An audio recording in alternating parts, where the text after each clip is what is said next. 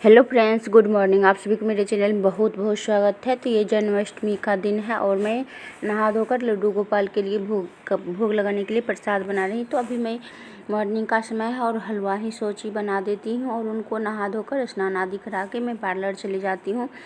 और उसके बाद रात में जो पूजा होगी सो आएंगे तो करेंगे। तो चलिए यहाँ पर मैं हलवा बना लेती हूँ। उसके बाद उनको नहाने के लिए चली जाती हूँ। तो उनको नहा धोकर तैयार कर लेती हूँ। तो यहाँ पर देखिए मैं उनके लिए क्या सब खरीद कर लाई हूँ। तो कल मैं मार्केट गई और यहाँ पर 5-7 जो ड्रेस उनका है मैं खरीद लिए, क्योंकि जहाँ मैं रहती हूँ वहाँ पर लड्डू गोपाल का पोशाक हर सीज़न में नहीं मिलता है। जैसे जन्माष्टमी का समय आया तो इसी समय उनका कपड़ा जो लेना होता है हम ले लेते हैं। उसके बाद मन होता है तो ऑनलाइन हम मंगाते हैं। तो यहाँ पर 5-6 कपड़ा हम लिए, उनके लिए मुकुट लिए, हाथ का लिए और यही सब सामान मैं लिए। और इसको लाने के लिए मुझे दूसरी जगह जाना पड़ा। यहाँ भी मिलता है, जैसे बरौनी में भी मिलती है, लेकिन उतना अच्छा नहीं मिलती है जितना हम सोचते हैं। तो चलिए यहाँ पर हम उनको नहा धो लेते हैं और उनको तैयार करके पार्लर में चली जाती हूँ, क्योंकि जन्माष्टमी का समय है, पार्लर भी देखना पड़ता है। तो चलिए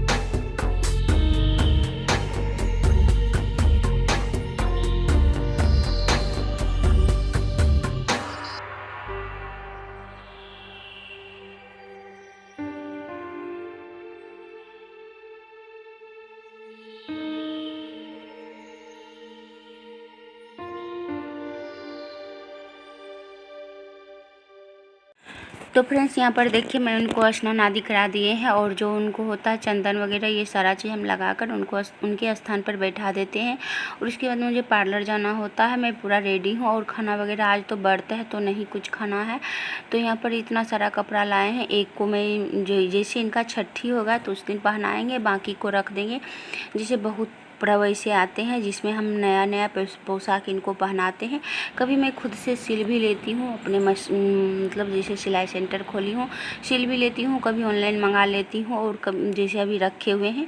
तो अब मैं रात का समय है, मैं घर आई हूँ। तो यहाँ पर 11:45 बज चुका है और मैं यहाँ सारा सामान इनको स्नान आदि कराने के लिए रख दिए हैं। गंगा जल, दूध, दही, घी और गुड़, ये सारा चीज़ हम यहाँ पर रख दिए। तुलसी का पत्ता और यहाँ पर जो अभी मैं कपड़ा पहनाऊँगी वो निकाल लेती हूँ।